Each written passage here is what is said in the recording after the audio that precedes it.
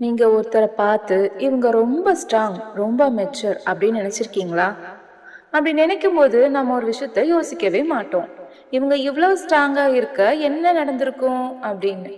ஏன்னா சில பேரோட மெச்சூரிட்டிக்கு பின்னாடி ஒரு வயசு இருக்காது, ஒரு ஸ்டோரி இருக்கும்.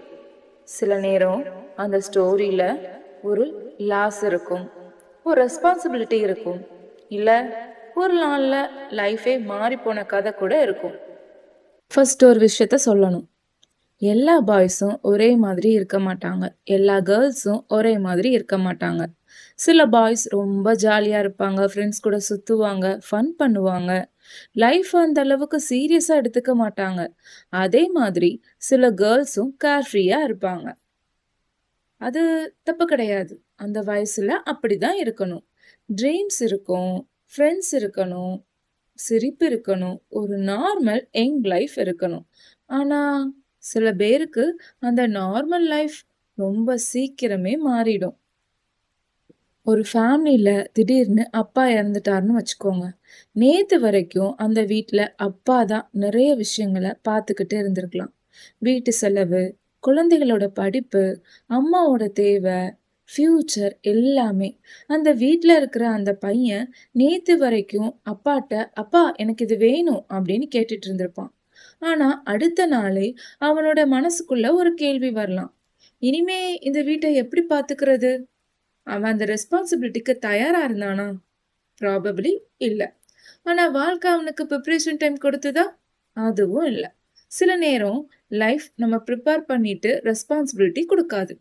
ரெஸ்பான்சிபிலிட்டி முதல்ல வந்துடும். மெச்சூரிட்டி அப்புறம் தான் வரும். அதே விஷயம் ஒரு பொண்ணுக்கும் நடக்கலாம். நேத்து வரைக்கும் அப்பா கிட்ட சின்ன சின்ன விஷயங்களுக்கு கூட கேட்டுட்டு இருந்த அந்த பொண்ணு, அடுத்த நாள் அம்மாவை எப்படி பாத்துக்கிறது? தம்பி தங்கச்சி படிப்பு, வீட்டு செலவு, நான் வேலைக்கு போகணுமான்னு யோசிக்க ஆரம்பிக்கலாம். அவளும் இன்னும் ஒரு யங்கர் தான். அவளுக்கும் ட்ரீம்ஸ் இருக்கு. அவளுக்கும் ஒரு லைஃப் இருக்கு. ஆனா சூழ்நிலை அவகிட்ட சொல்ற விஷயம் என்னன்னா, நீ ஸ்ட்ராங்கா இருக்கணும். நீ ஸ்ட்ராங்கா இருக்கணும் அப்படின்னு. அந்த மாற்றத்த வெளிலேருந்து பார்க்குற நமக்கு, இவங்க ரொம்ப மெச்சூர் ஆயிட்டாங்க, அவ்வளவுதான் தெரியும். ஆனா அந்த மெச்சூரிட்டிக்கு பின்னாடி என்ன இருக்கு? எத்தன பயம் அவங்க பார்த்துருப்பாங்க, எத்தன விட்டு குடுத்துருப்பாங்க ஆசைகள, எத்தன இரவு தூங்காம அழுதுருப்பாங்க, எத்தன விஷயம் யார்ட்டயும் சொல்லாம தனியா ஹேண்டில் பண்ணியிருப்பாங்க. நமக்கு தெரியாது.